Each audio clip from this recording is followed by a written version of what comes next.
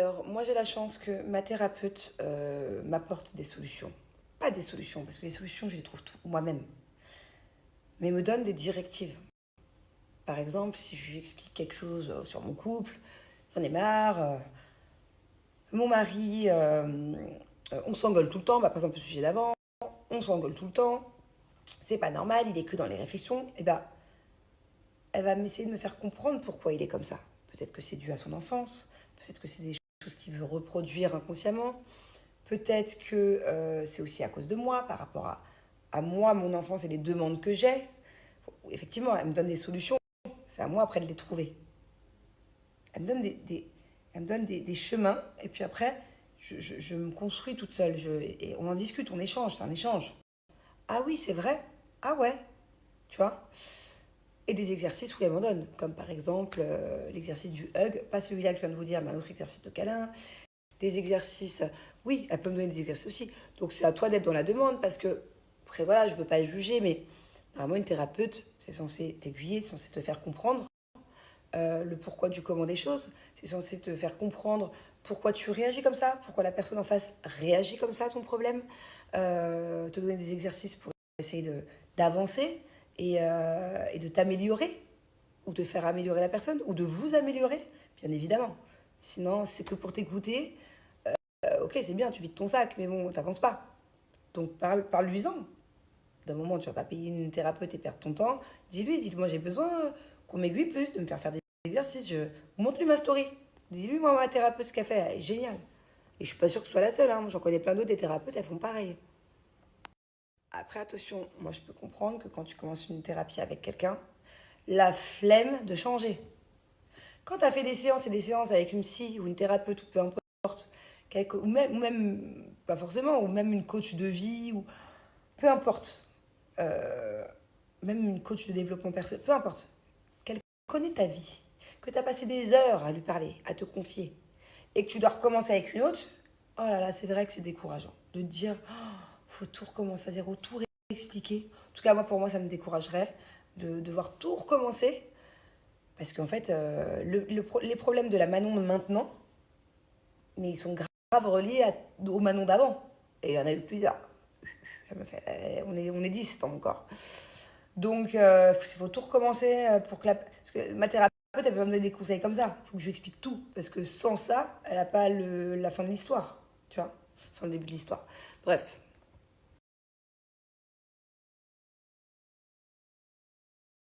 Quel beau message. Et c'est exactement, t'as tout écrit. C'est exactement ça. Le lâcher prise. Je ne sais pas lâcher prise. J'apprends. Ah si, je commence. Hein. Je peux plus dire que je sais pas parce que je commence un peu. Mais ouais, je peux pas attendre de mon mari tout. Voilà, forcément il a des défauts, par contre il a de très belles qualités. Euh, donc voilà, ces défauts ils sont quand même conséquents par rapport à ma demande à moi. Mais peut-être qu'une autre femme, elle serait pas dans les mêmes demandes que moi. Donc effectivement, il y a peut-être un travail à faire sur moi-même. Mais il faut aussi que je sois plus tolérante avec moi-même, avec lui, et que je lâche prise quoi. C'est vrai, c'est vrai, c'est vrai, c'est vrai. C'est vrai. Et j'adore ce message. Je vais l'enregistrer, je vais le garder, parce que j'ai un petit album, genre, de citations, de trucs de coach live, de machin. Et ton message, je vais même le garder parce que je le trouve vraiment intéressant.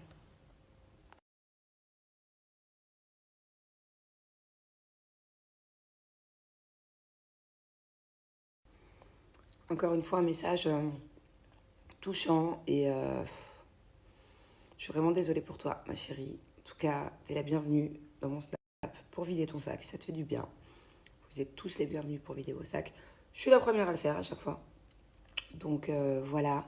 Essaye avec ce passé douloureux, bah, de le laisser dans le passé. Voilà. Essaie de rouvrir un nouveau livre pour le futur, pour le présent. Un livre dans le plus présent même. On s'en fout du futur, on s'en fout du passé. Essaie d'ouvrir un nouveau livre avec une jolie page blanche. Ça sera ta première page dès que tu te sens prête. Essaie de te donner une grosse dose de courage et d'essayer de passer, de te dire, fais quelque chose de significatif, mais laisse le passé, toutes ces choses douloureuses qui te sont arrivées dans le passé. Souffre un bon coup encore s'il faut, pleure encore, lâche-toi, extériorise. Et une fois que c'est fait, trouve un moyen significatif pour laisser le passé dans le passé et te concentrer sur le présent.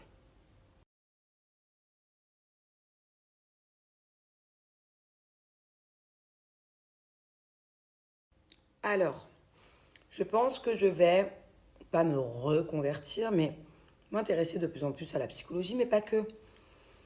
Au développement personnel, je sais pas, j'ai envie d'une bulle de développement, de, de tendresse, de partage. Ouais, alors je sais pas si je vais continuer sur ça.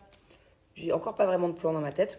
De base, je voulais aussi faire des sortes de live avec ma thérapeute et son mari, qui sont extraordinaires, genre leur poser des questions, parce que même moi, je suis pas apte à répondre à toutes vos questions, et je réponds à ma manière, à moi de voir les choses, mais je suis pas une professionnelle, hein. Donc, je voulais faire un truc comme ça un peu, je sais pas sur quelle plateforme, Hum, ou des vidéos, je sais pas si ce sera un live. En tout cas, voilà, oui, c'est prévu. Et j'aime ça, hein. Ça me fait du bien en fait, ça m'apaise à moi aussi. Pas de me concentrer que sur moi, que sur le côté extravagant, machin, non. De creuser chez moi et aussi pourquoi pas chez vous et d'échanger et tout ça. Non, je trouve ça hyper chouette. Et limite, si on pouvait échanger même, si je savais, même si je pourrais faire des lives sur Snap là par exemple, avec vous, toutes les personnes bienveillantes qui me suivent, qui me mettaient des messages et qu'on échange dans les sujets et tout, ce serait trop bien. Le problème, c'est que déjà, il n'y a pas de live. Et puis en plus de ça, si je fais un live normal, je ne sais pas qui prendre, je ne sais pas qui est bienveillant, qui au final. Vous voyez. Donc, si on était une bulle entre nous de gens qu'on kiffe mes questions-réponses et j'aimerais trop aussi que vous répondiez à mes questions. Mais bon, c'est compliqué. Donc il faut que je réfléchisse à comment mettre ça en place.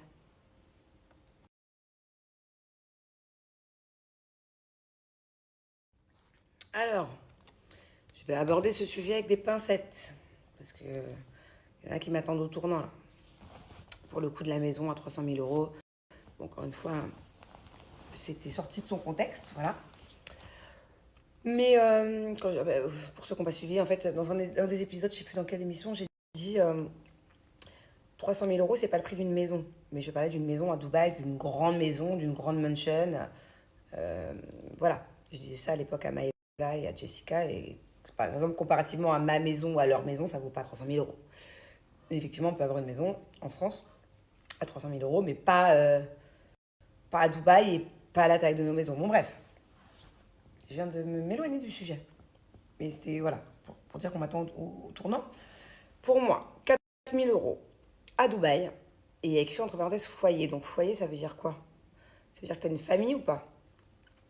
Ces 4 000 euros, c'est l'ensemble du foyer, mais ça comprend qui? Pour moi, 4 000 euros à Dubaï, oui, tu peux vivre à Dubaï si tu es seul ou si tu es avec ton chéri. S'il y a des enfants, faisons les calculs ensemble. Il y a des écoles qui coûtent moins cher que d'autres. Mais je pense, je dis c'est ma je pense, mais je ne suis pas sûre, que l'école, par exemple, française, la moins chère ici, doit être à peu près dans les, je sais pas, peut-être 500 ou 1000 euros par mois, par enfant, je sais pas. Donc tout dépendrait de quel, si tu as des enfants, dans quelle école tu veux les mettre. L'assurance ici, maladie. Si vous êtes plusieurs, à partir de 3, 4, ça commence à chiffrer par mois. Si tu veux être en tout cas couvert pour n'importe quelle maladie ou n'importe quel problème. Ça peut être, moi par exemple, mon assurance ici, euh, je paye à peu près 1000 euros par mois. On est 4, donc ça fait 250 euros par personne. Et je suis couverte pratiquement en totalité. J'ai pris pratiquement la meilleure. J'ai pris celle juste en dessous de la meilleure. T'as des choix après. Il y a quoi? Il y a les courses. Les courses ici, bon, il y a des choses qui peuvent coûter plus cher, mais tu peux quand même bien te débrouiller à des endroits qui ça va. Donc voilà. Le loyer, ça dépend si tu as des enfants. Si tu prends un studio ou une chambre, tu peux trouver quelque chose un studio, tu peux le trouver entre 1000 et 1003. En tout cas, des studios que j'ai en tête. Euh, Si tu veux une chambre, deux chambres, trois chambres, ça va commencer à chiffrer. Donc voilà, ça dépend. 4 000 euros par mois à Dubaï, tout dépend si tu as des enfants en fait. Parce qu'après, il y a quoi d'autre à payer? Ah ouais, il y a le téléphone, il y a l'électricité, ça coûte une blinde. L'électricité, ça coûte une blinde. L'essence, ça coûte pas cher. L'essence, ça vaut le coup. ici. Mais ouais, ça dépend. Après, voilà. Encore une fois, si c'est 4 000 € pour toute la famille et que tu as une très grosse famille et beaucoup d'enfants scolarisés, c'est peut-être possible, hein. Mais peut-être pas dans Dubaï Centre et dans les meilleures écoles. Mais après, il y a aussi des endroits à Dubaï qui sont plus éloignés, dans tous les sens, que ce soit par là et par là, vers le désert. Enfin, je vous montre comme si vous saviez où j'habitais, mais bon, voilà. Qui sont à genre, à partir du moment où, autour, vers downtown, vers tout ça, toute cette période, toute cette zone-là, tu fais à peu près 40 minutes de route, 30 minutes, ça dépend d'où tu te situes, tu peux trouver des loyers moins chers. Et les écoles, peut-être aussi. Ça dépend. Dites-moi en commentaire, toutes les personnes qui habitent à Dubaï, là, s'il vous plaît. Parce que ça se trouve, je dis n'importe quoi, ça se trouve, hein. Et je ne crois pas qu'il y ait des écoles gratuites à Dubaï. Ou peut-être que oui, mais en tout cas, c'est sûr que ce ne sera pas des écoles françaises. Ce sera peut-être des écoles que en anglais. Peut-être des écoles, je sais pas. Je sais pas. Des écoles publiques, genre. Peut-être, hein. J'ai des doutes. Mais dites-moi en commentaire d'ailleurs. Dites-moi, et puis demain soir, je repartage. Parce que c'est intéressant de savoir combien ça coûte de vivre à Dubaï au minimum pour, par exemple, 3 enfants. Un couple et 3 enfants.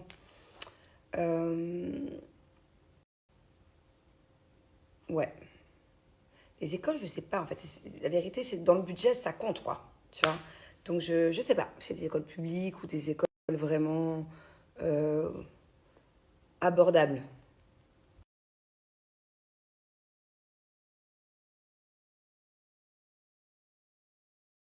Ma chérie, je t'explique. Peu importe la raison pour laquelle il dit que c'est ta faute, peu importe, même si t'as fait un truc de fou. Non, ça s'appelle manipulateur, plus, en fait. D'où c'est ta faute que ton ex-mari ou conjoint, il avait ton enfant dans les bras et qui te fracasse ou qui te gifle devant lui, devant l'enfant. Comment, il faut m'expliquer comment ça peut être ta faute. Donc, ce n'est pas le cas. Voilà, ce n'est absolument pas le cas, donc ne te remets pas en question. Forcément, la situation elle est délicate parce qu'il a refait sa vie et que du coup, tu te retrouves seule à élever votre enfant. Donc, je te souhaite beaucoup de courage. Sache que c'est vraiment un gros connard, mais que tu n'as rien perdu. Parce que si tu as déjà levé la main dessus une fois, même si c'était la première fois, il y a de très fortes probabilités. D'ailleurs, il faudrait qu'on regarde. Je suis sûre qu'ils ont fait des analyses, des statistiques un jour. Mais je suis sûre qu'il y a au moins 90% de chances qu'un jour il t'aurait relevé la main dessus. Et si en plus il l'a fait devant l'enfant, avec l'enfant dans les bras, c'est 3 fois, 10 fois, 100 fois pire. Voilà. Donc, tu n'as absolument pas ni à culpabiliser, ni à regretter. Juste, je te souhaite bon courage pour passer à autre chose et pour refaire ta vie. Euh, Enfin, voilà, c'est juste inadmissible. En plus, un enfant de 18 mois, ça peut lui laisser des séquelles plus tard, même s'il s'en souviendra pas. Mais il peut du coup avoir des peurs, il peut déclencher des angoisses. Et voilà. Donc, loin de ce mec. Voilà. Loin, loin, loin de ce mec. Et je te souhaite beaucoup de bonheur.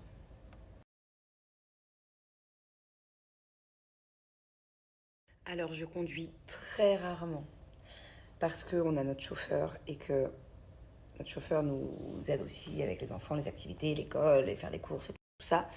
Quand je ne le fais pas, mais dès que je dois aller quelque part, c'est mon chauffeur qui conduit. Voilà. Parce que pour moi, si vous saviez à quel point je suis occupée sur mon téléphone dès que je vais d'un endroit à un autre, et en fait, pour moi, c'est vraiment un gain-temps. Quand j'ai 20 minutes, par exemple, tout est à peu près 20 minutes de route, ou voilà, je fais des choses sur mon téléphone super importantes, je gère le quotidien de la maison, je gère beaucoup de choses, je gère tout.